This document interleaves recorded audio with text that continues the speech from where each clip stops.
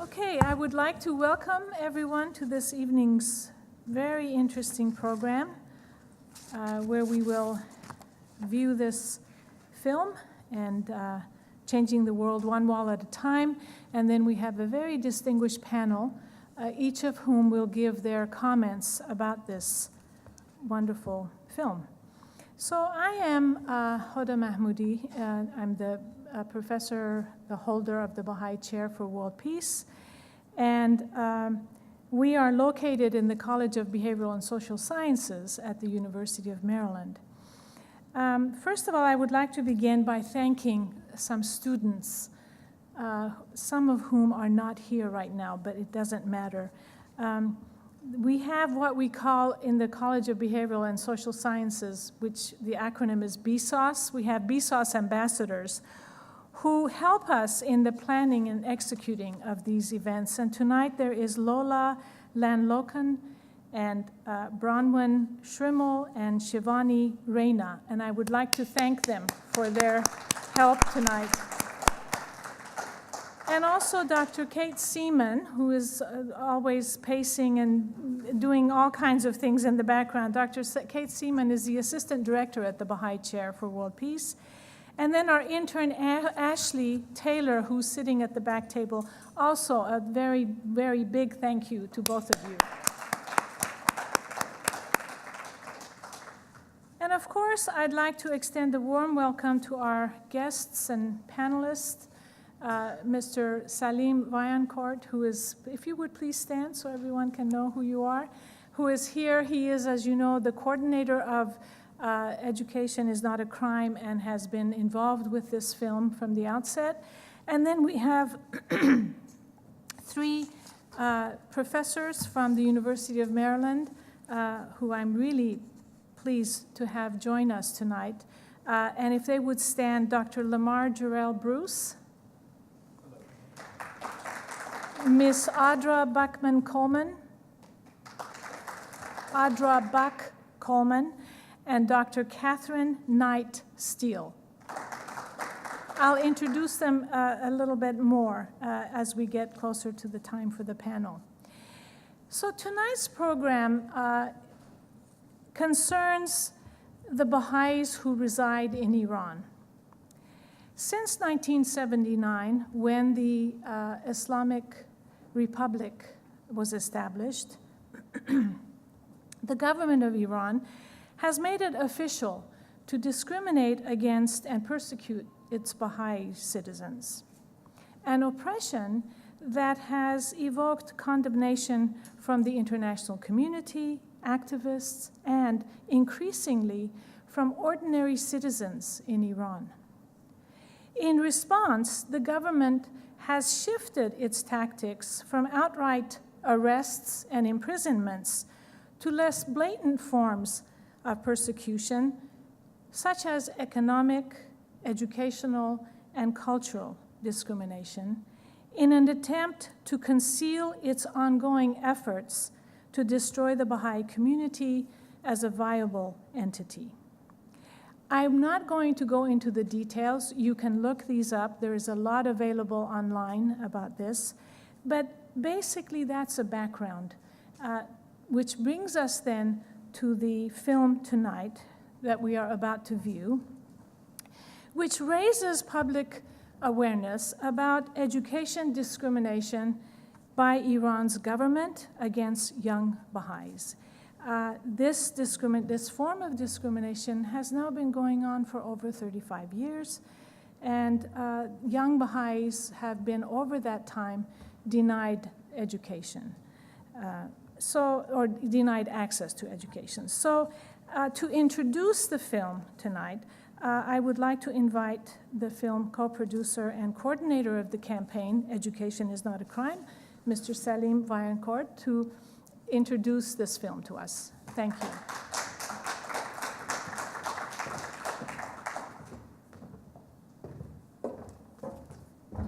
So good evening, everybody. Thank you so much for being here tonight. I'm very grateful to Dr. Mahmoudi for hosting the event, and I'm very pleased to be here. So I am one of the executive producers of the film Changing the World One Wall at a Time, and The other executive producer is a gentleman named Maziar Bahari, who is actually far more interesting than me, and I'm really sorry for you that he couldn't join us tonight, but he's in London, where he and I both live. So Maziar is an interesting person, and I thought I should say something about him and about why he started this campaign and made this film before we see it. He, as some of you will know, he's a journalist and a documentary filmmaker, and he was, in 2009, arrested and jailed for 118 days in Iran, 114 of which were in solitary confinement, because of his work in covering the 2009 presidential election protests that erupted after the contested presidential election of that year. He was working for Newsweek at the time, and there was a very successful campaign led by Newsweek for his release. When he was eventually released and he returned home to London, he wrote a book called Then They Came For Me, which became the film made by Jon Stewart in 2014 called Rosewater, which is a true account of his time inside prison and the larger story of his and his family's persecution at the hands of the Iranian government and the general story of the Islamic Republic since the 1979 revolution as well. So Maziar began the Education is Not a Crime campaign after making a film in 2014 called To Light a Candle, which is a documentary film that looks very closely at the persecution of the Baha'is in Iran since the 19th century and especially since the revolution in 1979. The film focuses on the fact that Baha'is are not allowed to go to university. They are barred from either teaching or studying at university, and it looks especially at the creation of the Bahá'í Institute for Higher Education, which is an informal educational project that gave young Baha'is a chance to study, to get a higher education when the government of their country didn't allow them to do this. So the way the BIHE worked was that Baha'i professors who'd been dismissed from their jobs gathered in each other's homes, and Baha'i students would go to these classes and study and focus on their subjects. And it became so successful after it was created in 1987 that today, I think probably hundreds of Baha'is have been able to pursue graduate work outside Iran, including at some of the top universities around the world. And actually, we were wondering whether there have been any Baha'is from that program who studied at Maryland, and we're trying to find out. Maziar was inspired by this positive story of peaceful resistance, something that Baha'is call constructive resilience.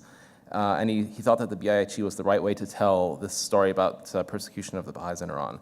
And this is when I started working with him, when he finished that film and we started to screen it in a few hundred locations, especially in the United States, but also around the world. The campaign then also led to the creation of the Education is Not a Crime campaign. And I don't want to tell you too much about that actual story because that's what the film does, but I thought I would flag a few themes, a few stories that I thought were especially interesting that the film covers. The film touches on a lot of different themes and it brings them all into one piece, and I thought I would just pick out the parts that mean the most to me. So during the Pahlavi dynasty, the monarchy that ruled Iran before the revolution in 1979, and then also after 1979, generally people in mainstream Iranian society didn't care about the situation of the Baha'is in Iran. And these words, didn't care to care, these are Maziar's words, these are not my words. And it was because of a century or more than a century of anti-Baha'i propaganda from clerics and from the government that caused them to be seen as social pariahs and caused them to fall off the radar, as it were. So it was something that started to change about 10 years ago. And there are a number of Iranians, both inside the country and outside the country, who have spoken up now about the situation of the Baha'is, some of whom were previously associated with the Islamic Republic or the Islamic Revolution.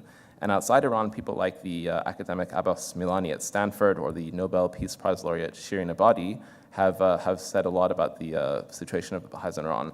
And this represents a real shift from the situation maybe 10 or 15 years ago. Maziar also is a part of that shift, part of that movement, and because he's not here, I can say that perhaps what he began has become one of the most media-savvy versions of Iranians speaking up for the situation of the Baha'is in Iran. And it's one of the points that I'm drawing on because it illustrates two things that I think are important about this story of the film and also the story of Education is Not a Crime, which is that there are people like Dr. Milani, Dr. Ebadi, and Maziar Bahari, as well as a great number of people inside Iran who have chosen to resist the prevailing narratives of exclusion or of endorsing or at least accepting the policies of persecution of their government and are responding with a more universal message, one that is accepting of different kinds of people, of different backgrounds, and not insisting on a kind of a monochromatic view of their society. Maziar does this because he sees the Baha'is as a barometer for the well-being of human rights for any group inside Iran.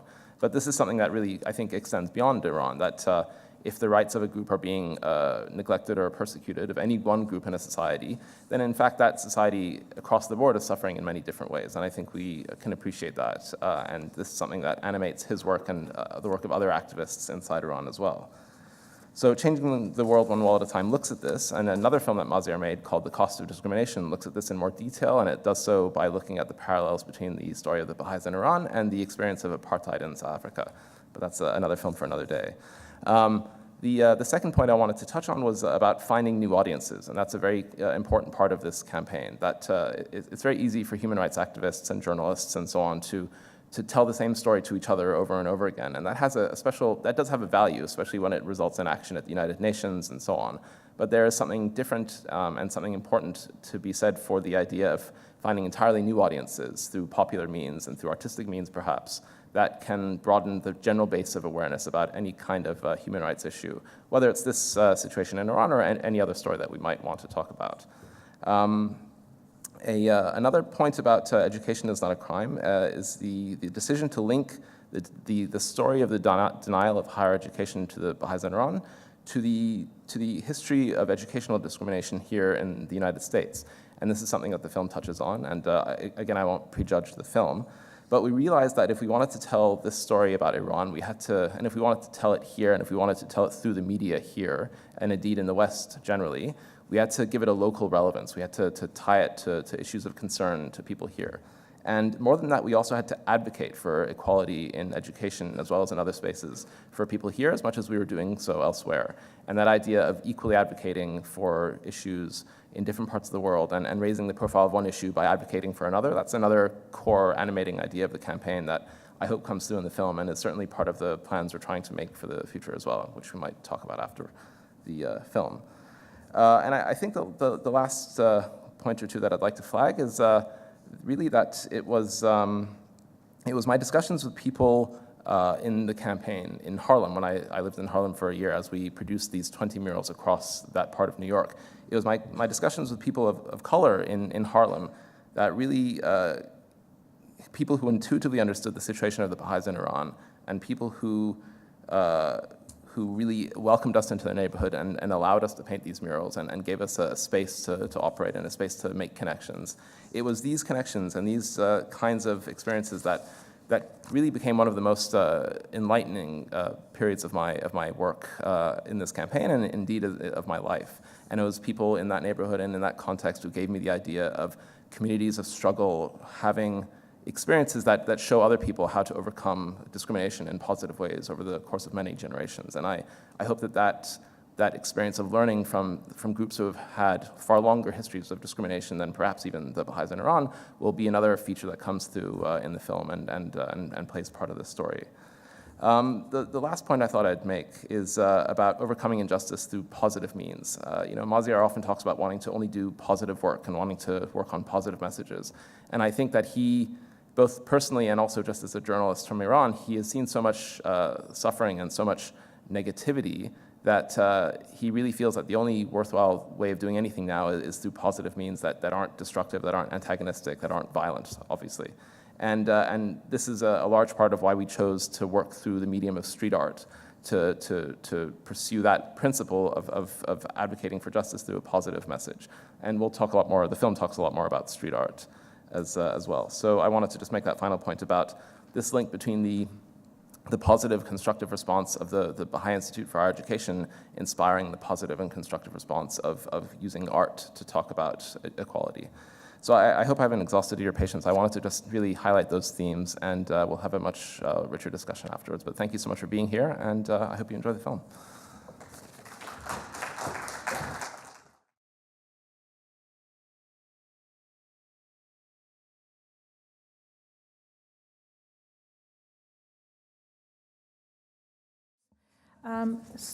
You all met Salim Vaillancourt. I'd like to then introduce Dr. Lamar Jurelle Bruce is an interdisciplinary humanities scholar, critical theorist, Afro-romanticist, I love that, and assistant professor of American Studies at the University of Maryland. He is the winner of the 2014 Joe Weichselman Award from African American Review. And Dr. Bruce has worked and featured in an edited volume under the title No Tea, No Shade, No Writings in Black Queer Studies, which is published by Duke University Press. I can say a lot more about each of these, but I'm not going to. Next, we have Ms. Audra Coleman. She is an associate professor and graphic design program director at the University of Maryland. She has written,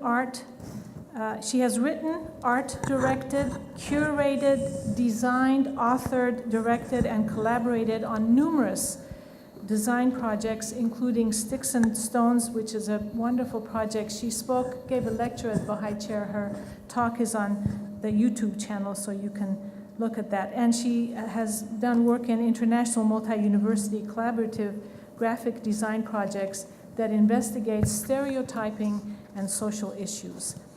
Last but not least, Dr. Catherine Knight Steele is an assistant professor of communication at the University of Maryland. She's a scholar of race, gender, and media with specific focus on African American culture and discourse in traditional and new media. Her research has appeared in the Howard Journal of Communications and in the book Intersectional Internet. So please welcome these wonderful panelists.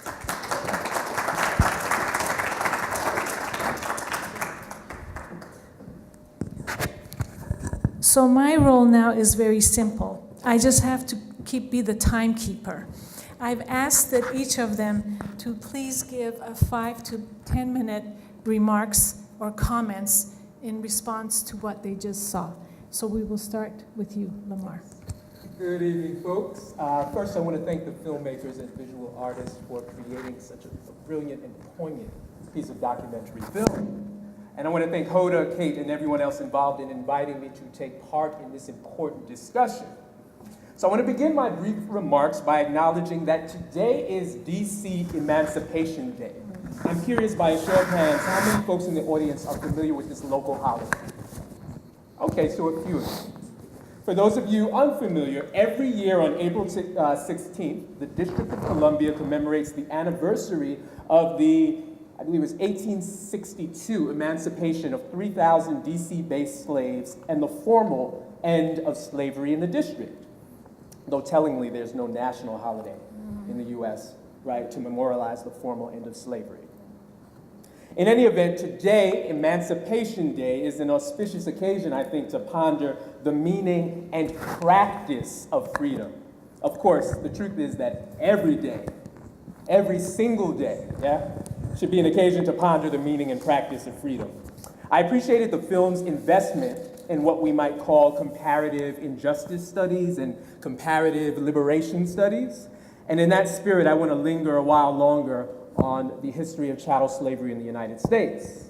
Indeed, the filmmakers acknowledged that American slave codes stipulated it was illegal, it was criminal to teach enslaved people to read, right? Under the evil, the vicious regime of chattel slavery in the US, slave literacy was considered a threat to the state, right? Because with literacy, slaves could more effectively disseminate abolitionist ideologies, they could more effectively communicate tactics for resistance, they could more effectively convey logistical information to facilitate uprising and escape and revolution.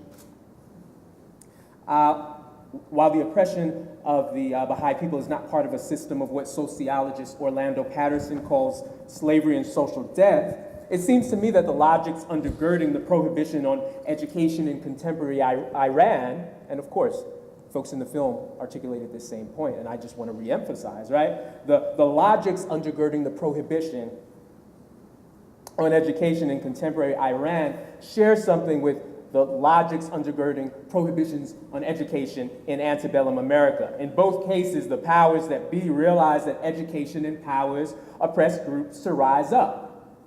So to forbid education, right, is an attempt to preempt critical thinking, critical consciousness, critical strategizing, and to keep people disempowered and ignorant. Like the Baha'i people in contemporary Iran, Enslaved black people, right, organized clandestine learning communities in defiance of cruel and unjust laws. I want to emphasize the term learning communities, right? A learning community might be housed in a bounded classroom at an accredited university, culminating in a formal official degree. But as slaves learning to read by lamplight and moonlight under the cover of night know, who are in dingy slave cabins, as they know, as Baha'i educators know, as the organizers of Education is Not a Crime, as you all know, not all modes of education and learning happen in official, formal spaces, right? There are crucial forms of learning that happen on street corners, in picket lines, on park benches, in bar rooms, in playgrounds, in front of spray-painted walls, and elsewhere. A related point that I'd like to make, in as much as I've been thinking through sort of comparative liberation studies, I want to highlight how the film articulated a transnational and also transcultural and transhistorical consciousness. What I mean is that the film addressed and made connections between injustice in Iran, the US, injustice and liberation movements, right? Freedom struggles. In Iran, the US, India, South Africa, Brazil, and beyond, from centuries past to the contemporary moment. That's crucial. It's important that resistance and social justice movements look and learn and think and dream and plan across borders, right? It's critical for resistance and social justice movements to express solidarity and build coalition and practice critical empathy, right? And disseminate wisdom and information across state boundaries and other boundaries too. It's critical for us to recognize shared interests and our entanglement, the fact that we are entwined as human beings who cohabit this earth. The critically minded among us recognize that the brutalization and violation of any of us diminishes all of us. And I want you to remember that agents of oppression are thinking transnationally too. I was struck by that discussion in the film of the propaganda machine in Iran, of how Iranian news broadcasts, the state-sponsored Iranian news agency vociferously critiques the US's racial injustice to distract from its own wrongdoing. And ironically, in the process, Iran might be taking a page from the US's propaganda playbook, right? What I mean is that the US propaganda machine has long pointed to other nations' injustice to de-emphasize, to distract America's own injustice and civil and human rights atrocities, right? That's an old trick. Here, government propaganda machines are thinking transnationally, right, to ridicule one another and to learn techniques of deception. So I want to reiterate that those of us invested in social justice must think transnationally to learn and teach techniques of liberation. And speaking of techniques of liberation, the film wonderfully highlights, I think, how art and beauty can be mobilized, right, as critical liberation techniques, critical liberation tools, to stop and stare and admire a work of art, especially on the street, as opposed to the sort of bounded, bracketed off space of the museum, right, on the street. To stop and stare and be taken aback by the beauty of a work of art, to be disarmed by that beauty, might open us up, I suppose, might compel us to be especially open and receptive to its message, taken as aback and disarmed as we may be. I want to end on a personal note. I want to mention that I have deep familial roots in Harlem. My grandmother was born in Harlem Hospital and raised on Sugar Hill, a neighborhood in Upper Harlem. My mother was born in Harlem Hospital. My mother lives in Harlem today, as does my brother, as does my aunt, as does my uncle. I used to live on 132nd Street and between 5th Avenue and Lenox Avenue. So I just want to emphasize my sort of personal phenomenological encounter with many of the intersections and some of the walls, right, that are depicted in the film. So as a former Harlemite, I want to I want to commend the filmmakers' attention to the perspectives and insights of local residents. So very important. In the film, Black Harlem isn't simply positioned as a backdrop, as a vestibule for the filmmakers' visions and ideologies, but rather Black Harlem is portrayed as a living, active, creative, responsive community populated by many organic intellectuals and organic artists, right? The filmmakers participate in a reciprocal, mutual learning community. There's that term that I like, learning community, right? And that's just something I'm thinking through as I was watching the film for the second time a few moments ago. Learning community, I think it's a really useful term that I'll incorporate into my critical vocabulary. So the filmmakers participate in, and the artists themselves participate in a reciprocal mutual learning community with those residents, right? I think the film models how transnational, transcultural social justice advocates can sustain reciprocal mutual learning communities, liberation communities to advance the causes of freedom, justice, and love. Thank you and happy Emancipation Day. Indeed, thank you so much. And we'll now move to Audra Buck-Coleman. So I want to just make a couple comments about art and then another sort of larger connection to education. And what is it about art, right? What did we see in art? And why do we think art might have this transformational potential? And you heard so many residents talk about that, you know, as they're walking by, it's this unassuming way, but it's this visually engaging way, and it's this multi-read way that you may portray one thing and I interpret that.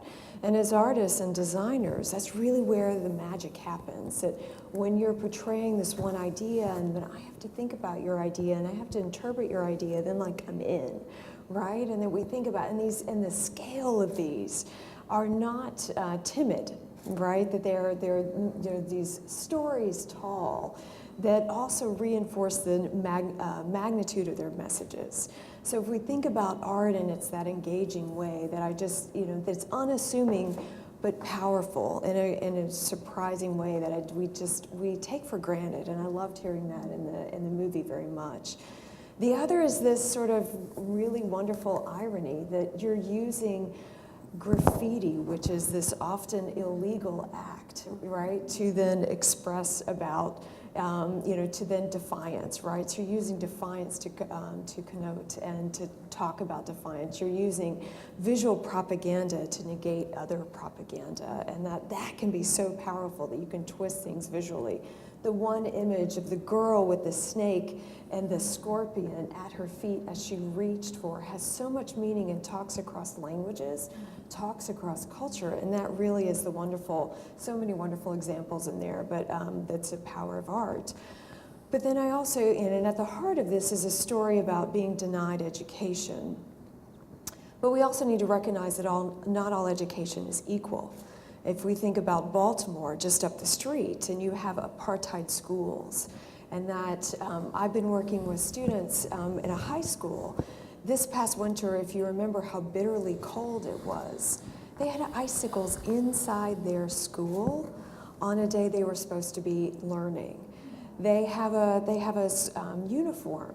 Their uniform forbids them from putting up a hoodie, forbids them from wearing a coat.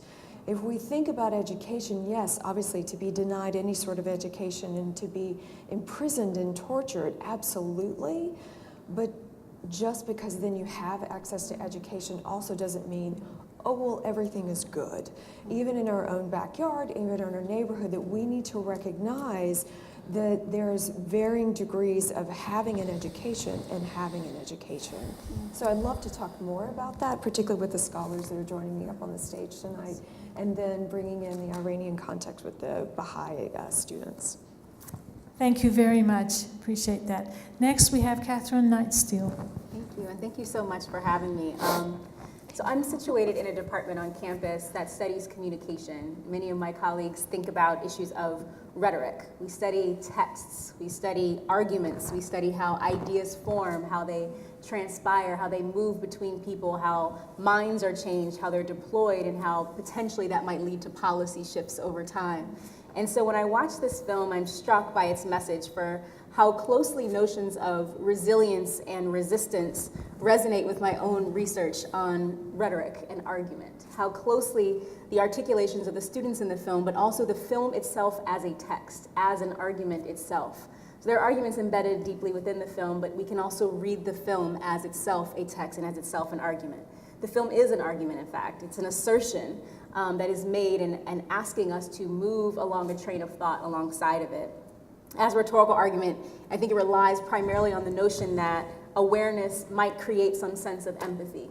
That is a common trope in rhetorical practice, that if one can relate to my case, if they can understand who I am or what I am experiencing, then they may form some form of empathy with me and they may be joining in solidarity with my cause.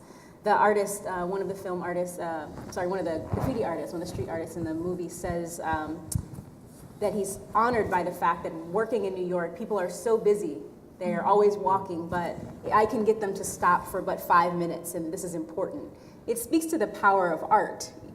It also speaks to the power of film and media, this notion of getting us to stop for a moment, at least in this space, and think for 5 minutes, a little bit longer in this case, which is so outside of how we are conditioned to think about matters in our current media landscape. The notion of getting someone to stop and think and process and share empathy for moments in time that may last a span of a minute or two, or in this case, 1 hour, it strikes me as important in what we're doing. It strikes me as a tool that is so often wonderfully deployed by marginalized communities over the span of history. Throughout history, marginalized communities have perhaps operated in this sense of getting people to stop for 5 minutes and think and deploy empathy in far greater ways than perhaps anyone else has. So I study technology and communication, and I was making the case to my students throughout this entire semester to rethink their notion of what a technology is, beginning with notions of oral practice, right? I study Black discourse. So how did people operate in spaces where they were denied access to literacy to use their voice and to use oral culture as a technology? I think I might have convinced them by this point that that is the case. But art is, I would make the assertion as well, a technology, because a technology is itself a tool. Right? It is something that we use to change, to upend, to make some kind of interference in the life as we currently live it. And this is what the art in this film attempts to do, and this is what the film itself then attempts to do. It functions as a technology for us to undo life's situation as it's currently presented to us. And again, no one has demonstrated such a profound understanding of the use of technology as marginalized communities have. The use of technologies that have been previously taken away or stripped from marginalized groups, and their possibility for retaking and reusing those very same forms, those technologies, those arts, those practices of music, of cultural deployment, in order to make upends, right, to change the circumstances as they currently are, whether that be music or art or culture, in this case, street art. So one thing I think that this documentary does so well is talk about the power and understanding universal truths, perhaps universal or human experiences, and drawing those connections. One thing I think I'd like us to think more about is what the extent of those are, what the extent of that is as rhetorical argument. So what is the extent of this notion of empathy? How deeply can bringing in new audiences, of creating empathy between groups who have similarly experienced marginalization go in making lasting change?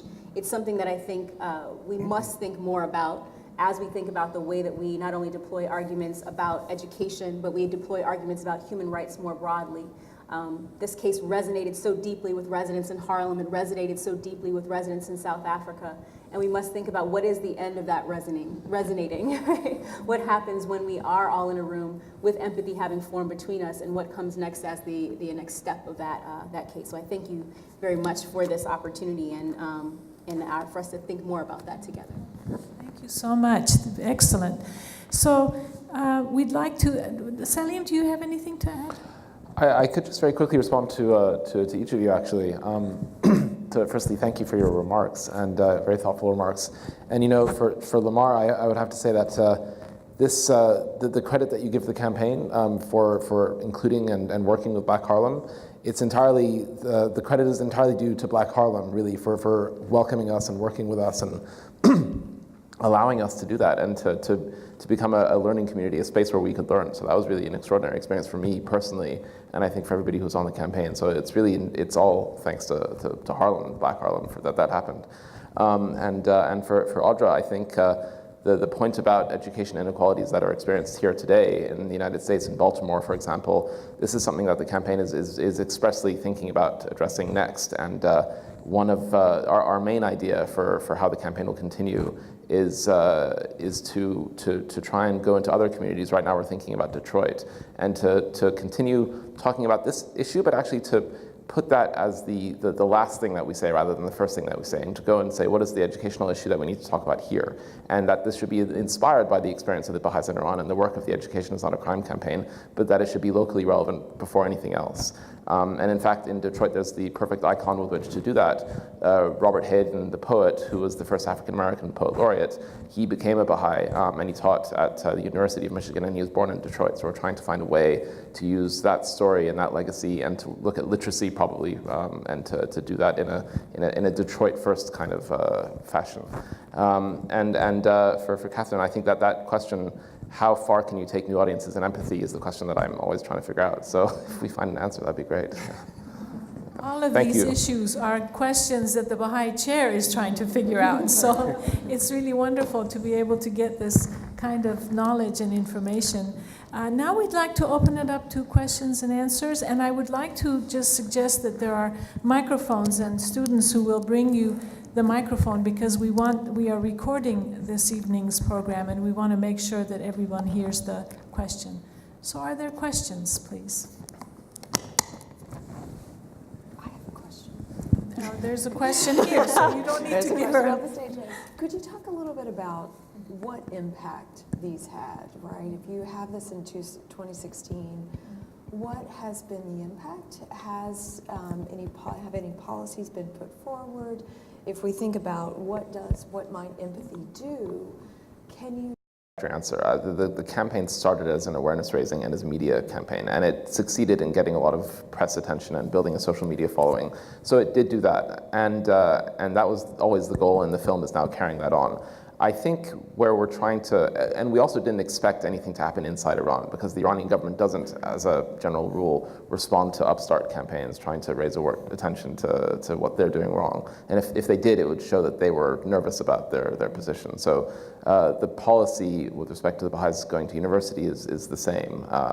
And I think that, you know, this is part of a campaign. This is part of a larger movement of people trying to talk about this issue and other issues in Iran. You know, human rights are violated across the board in Iran, and that will only really change when the characteristic of the government changes.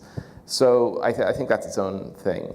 But I think for this campaign, what has happened beyond press coverage is this understanding, very much what Marr spoke about as well, of, I wrote it down, but this comparative injustice, or these kinds of different groups working together. And I think what we're trying to figure out how to do now is to build a coalition that focuses on education equality in different spaces, and the inequalities in different, as they manifest themselves differently in other places. So I don't think we've had the kinds of long-term awareness-raising changes that we are looking for yet, but it's a very young project. And I think we're seeing that the potential is for this coalition to emerge, and that's already, for me, that's a lot of growth. I want to add something to this. I think the fact that you have Mr. Maziar Bahari, who's not a Baha'i, put together this campaign, from the Baha'i community's perspective, this is extraordinary. I don't want to make light of this, because this is unusual. This did not happen. And as I said, more and more citizens in Iran are now talking about this kind of persecution. And so that in itself is an impact that's really amazing. And if you study the history of the Baha'is in Iran, beginning from the inception in the mid-19th century, you will see the nature of the prejudice that has been ongoing, and how this is beginning to open up new doors, new ways of thinking, and empathy, and all of these important aspects that you have all mentioned about how do you connect to a population that before you were told stay away from. you know. So I think that's also significant. Questions? Over here, please. Thank you very much. My name is David, and I really want to say, first of all, I'd like to reflect on some comments that you made that I deeply appreciated. First of all, in regards to the wonderful community of Harlem. My daughter and granddaughter live there now, and I love visiting them, and I love taking my 2.5-year-old daughter out for pasta and ice cream whenever Grandpa's there. So thank you very much. Currently, I live in Largo, very near here in Prince George County, almost entirely African American. I'm absolutely amazed, knowing very well the history of hundreds of years of intolerable treatment, that I am just bowled over by the loving kindness, acceptance of living in an African American community. It's a tremendous demonstration of humanity. Thank you. Thank you. Also, in terms of technology, because I've spent decades working in many, many countries in education and cultural change, I've had to come up with some very simple definitions to deal with the complexity of all this. Mm-hmm. And what I've come up with is that culture is our values, our lives are what we do, and technology is how we do what we do. It's not just hardware, it's the inflection in the voice, it's the clothes we wear, it's how we dance, it's everything. It's how we do what we do. And as I watched this beautiful movie, it demonstrates values that we all share. That means that we share a culture. It shows things that we do, whether it means painting, or talking, or promoting, or just standing on the street and looking. And the technology that we use is all shared. And I thought that was really the really overwhelming point that hit me, is that the movie actually demonstrates the culture that we share and the culture that is growing as a shared culture throughout the world. And those are the things that really matter, those things that bring us together. We all bring a different collection of contributions, beautiful contributions, everybody does. But we all come towards a common point, and that is their common human culture. So thank you very much. Thank you. Other questions?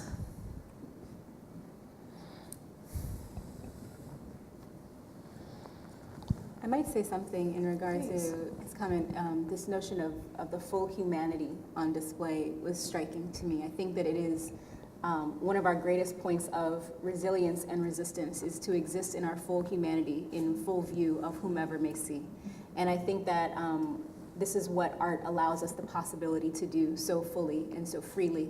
And something that I know Lamar looks at in his work and his study of culture and in my own work as well, is that very often when we discuss marginalized communities in many forms, I look at African American populations, but it's about devastation, it's about depression, it's about deviance, it's about a problem, a group as a problem. And I think what this film does so brilliantly, what the campaign does, what many of us try to do, is to illuminate the full humanity of populations who otherwise are studied as a problem, as something to be solved or resolved. And so I think that the film does that very well. I think your comments allude to this as well, is that seeing one another in our full humanity is our grace, is our pathway forward, and grateful for films like this that allow us to continue that work. Thank you. Yes.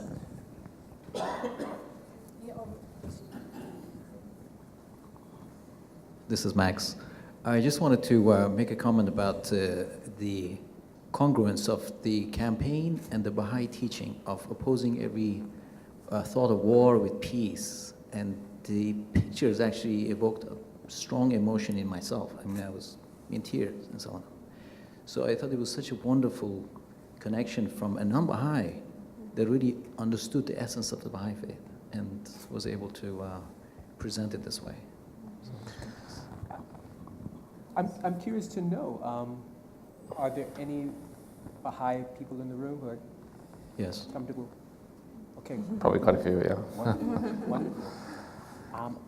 I'd love to know among you all, perhaps some of the sort of trans-cultural coalitions in which you're involved in the United States. One of the things that I think we've all emphasized is, as a strength of the film, is the ways in which it placed the Baha'i community's struggles, but also, again, the Baha'i community's liberation practices in conversation with various other communities within the US and beyond. And I'm just curious about, as an African American identified person, I'm curious about the coalitions that are happening among you all. If anyone is comfortable commenting, I would love to hear. Anyone else? I'll just start it off, and that is that I've moved in from Columbus a few years ago, and when I lived in Columbus, Ohio, spent every Monday night, translating for Spanish-speaking peoples in community clinics and meeting a variety of people from actually 32 different language groups coming from places that are very hard to imagine, with stories that are just,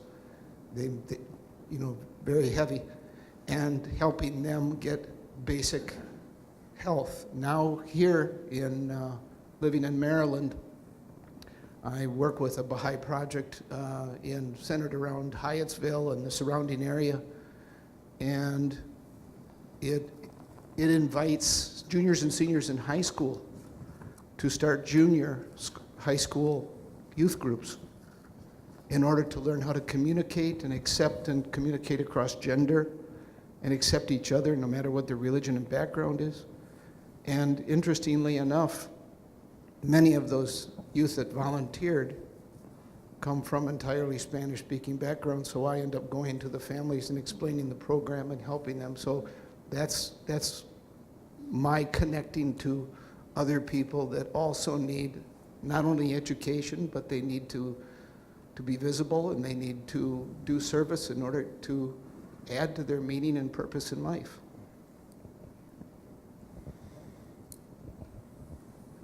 Yes, in the back, and then first behind you, and then we'll come to you. Go ahead. No, you. Me? Yes. Okay. I thought it was somebody behind me. Just to address the point, in fact, there's something coming up April 22nd at Howard University, which is the commemoration of a talk given by Abdul Baha that actually addresses racial unity in 1912.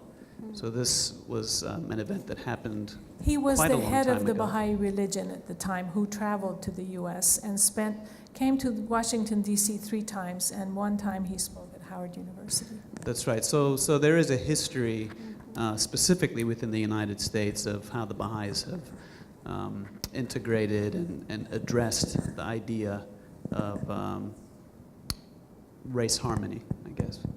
And even if you come to look at some of the events that happen, I'm from D.C., that's why I'm speaking from D.C. I don't know what's happening in Maryland. I'm sure there's similar things happening, but focus groups on the Hispanic community within D.C. as well, and a lot of participation in the interfaith community also.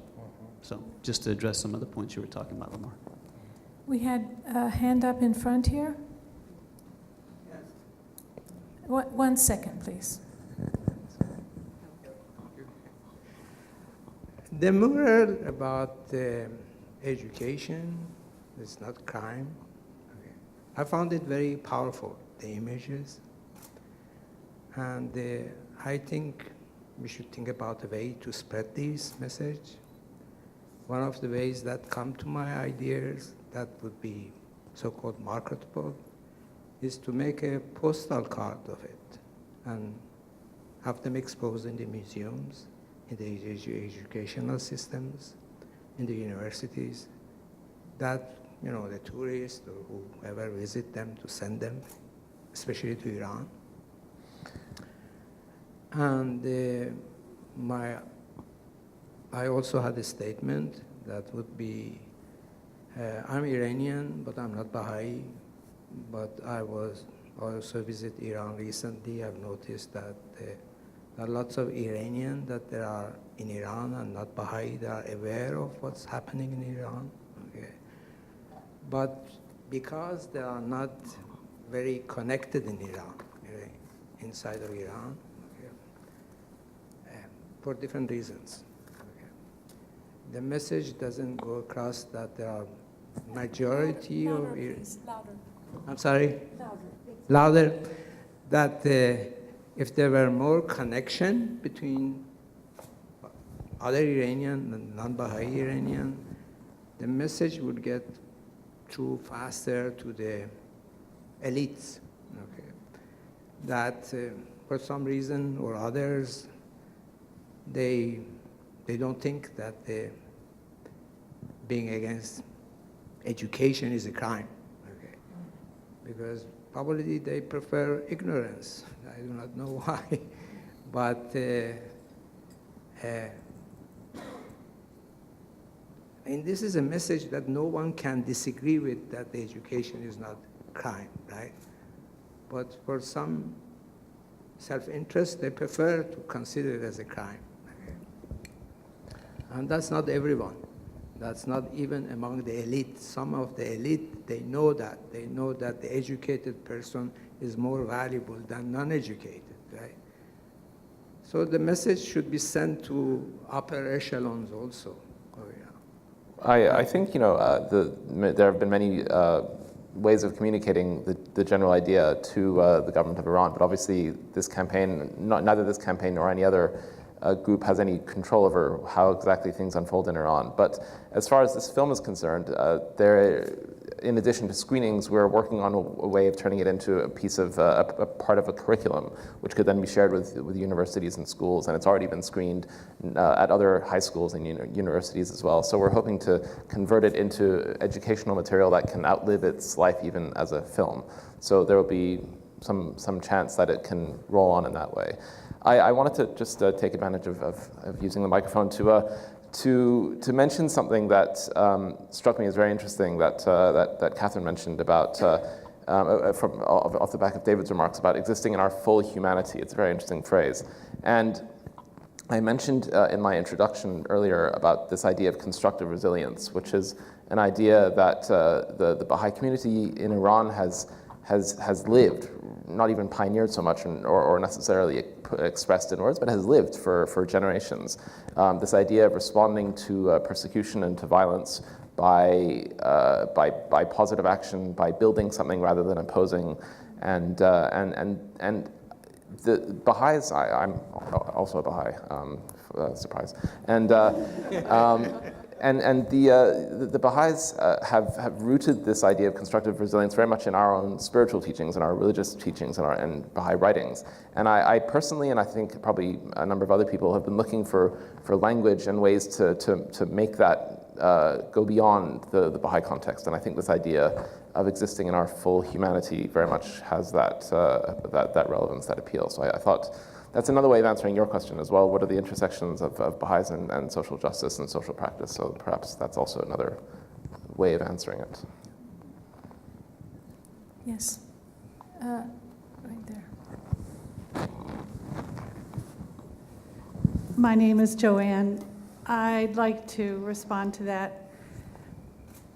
One of the things that the Baha'i community is trying to do is elevate the conversation and try to bring issues like this into daily conversation in the workplace, with the neighbors, It's a big challenge. It's really easy to talk about the political situation, individuals we like or don't like, but just being mindful of elevating the conversation, wanting, trying, aiming to elevate the conversation begins to change how we interact with other people.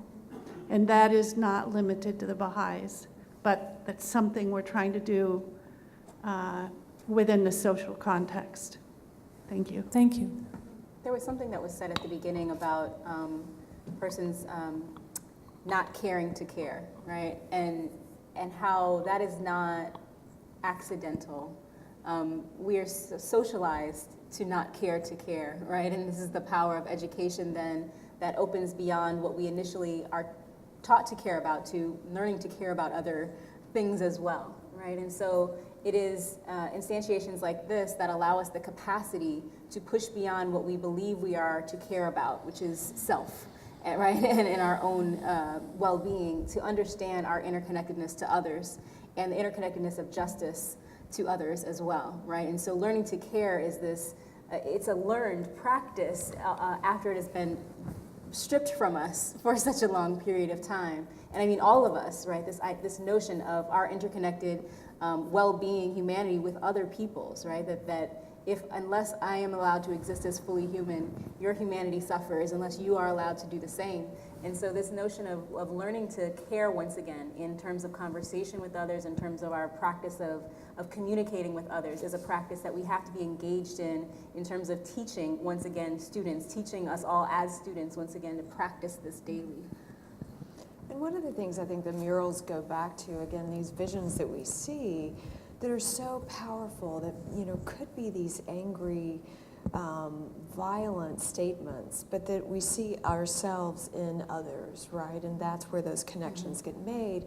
And it doesn't come from this deficit situation, as you've been talking about. It really comes to this place of empowerment and this place of regaining your control over your life and, going about circumventing systems if you need to get the education and get the other resources and access you need. But that's, the conversation between the bypassers on the street about how much they saw themselves when they weren't literally, being depicted, but they saw that expression in Harlem of, oh, here's the empowering, and what is that power for art to take back and empower those, Harlem students that think about the education. One of the women in there said, think about the book, you get to read the book, and that these things that you took for granted and these things that you have and that maybe you appreciate in a different way is so powerful and can really transcend a lot without, again, having to be this violent means.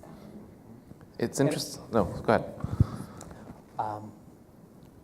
I think it's important for us to emphasize empathy not merely as a sort of an affect, a feeling, but as a concerted practice. That's right? The practice of critical empathy is something toward which we must aspire. And empathy in this context is connected to what I've called reciprocity and mutuality, right? And coalition building and solidarity. And beyond that, a sort of a willingness to place oneself at risk on behalf of one's fellow human being, right? So empathy isn't only a process of the imagination. That's critically important. We have to be able to imagine ourselves, not necessarily in someone else's shoes, but alongside that person. There are some scholars in Black studies. There's a scholar named Saadia Hartman who warns us against a sort of pernicious version of empathy, where in order to, the way that I would describe it is this: sometimes in order to imagine yourself in someone's shoes, you have to evict that person from their shoes, right? And sometimes that's how pernicious empathy works. But I'm talking about a sort of critical, deeply invested, right, deeply ethical type of empathy that manifests in revolutionary practices across various boundaries and borders, not just national, not just racial, not just religious, but all of the sort of boundaries that reaching, pulling across various boundaries that divide. So yes. There's a young man I met a few weeks ago in Dallas who volunteered to show this film, and I was able to go to that screening. And his story was quite touching because he was an Iranian Baha'i, and he'd had the general experience of knowing that he wouldn't be able to go to university. And so he came to the US at a certain point in his either his late teens or his early 20s. His late teens, I think. But then the situation in his life was compounded by the fact that through, I don't remember the details, but through various problems with the testing system and the academic administrative system and so on, he wasn't able to go to the school that he wanted to go to or apply to the university that he wanted to apply to here. And all of these experiences, both in Iran and then here, really gave him an extraordinary sense of empathy to the point that he's involved in community life in his neighborhood to a great degree and does a lot of the kind of outreach work and youth work that was described by a couple of people in the audience. And it was really just impressive to see that he was motivated by his experiences to try and make sure that something like that didn't happen to others. And I think that in the campaign we're trying in this new project in Detroit to learn from this lesson as well, that if we want people to be aware of and to empathize with the situation in Iran, then we have to be aware of and empathize with the situation here. And we have to do that not simply by painting murals or talking about Robert Hayden, although those things are great because they can change the tone of a society's conversation, but also to find ways to address issues on the ground, and in very small ways at first, and to join what work others are already doing, but to make that a critical part of the campaign. And it's just, as an interesting side note, it's interesting about the murals, how people have really been struck by their beauty and their positivity and so on. And it was a learning, it was a real experience and a learning lesson for us as well, because the first one, the one that was painted over, which was one of the first, was beautiful and striking, but it was certainly angrier in a sense. This woman with a veil and her mouth painted over, and we didn't think carefully about the community, and it turned out that it was not the right place to paint it. And so we learned, firstly, to really to be with the community before we did too much, and then also to be more uplifting in our imagery, and we prescribed virtually no rules for the artists, but we did shift to making sure that we were more positive, I think, after that as well. So it's interesting how that came out of experience and on the ground. Yes, I don't want to, we're getting to the point where I think you all need a break, but did you have a question? Earlier this month, I heard a quote that was just, it really explained the power of art. And it said, it was talking about poetry. And the quote said, "Poetry are words against which you have no defense." It's a very powerful statement. And I thought about that in terms of art, and I was watching the pictures, and what you were just saying about positive image versus one that's even suspected as being darker or negative, they all have a frontal attack on us. They really do, and we don't have a defense against art. And it's very impressive in this movie that all of these images were communicating hope, education, love, opportunity, potential, and that power against which we have no defense, which is art, was really evident there, because suddenly we're confronted with all of these incredible values, and it really goes right to our heart. I think I'm going to stop it here and to thank our panelists. Please give them a round of applause. Fantastic. Thank you so much for your time. And I want to just say that, of course, there are refreshments in the back, and you may want to have additional conversations ongoing. But it's this kind of, we keep talking about learning tonight. And I think this panel has brought to light what we can learn from not only the experience of art, but also the interconnectedness between people, and how to have more meaningful encounters and conversations with people who we may not typically talk with, speak with, befriend.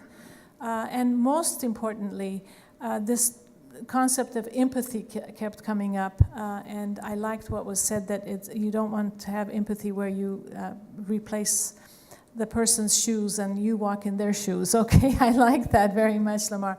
The point being that how can we, in our own actions, find ways to reach out to those who do not have access, who do not experience justice, who are victims of prejudice? How can we raise our own awareness and those of the people in our families, our children, so that we don't keep repeating these same barriers to improving the condition of any community or the world in general? And this is what the Baha'i Chair, as I said, is interested in. And so I really want to thank all of you for giving us such meaningful discussion tonight and observations. Your comments were wonderful. And Salim, for you to take the time to be with us tonight. And please thank Mr. Bahá'í for all of his endeavors and tell him that we felt his spirit here tonight. Thank you.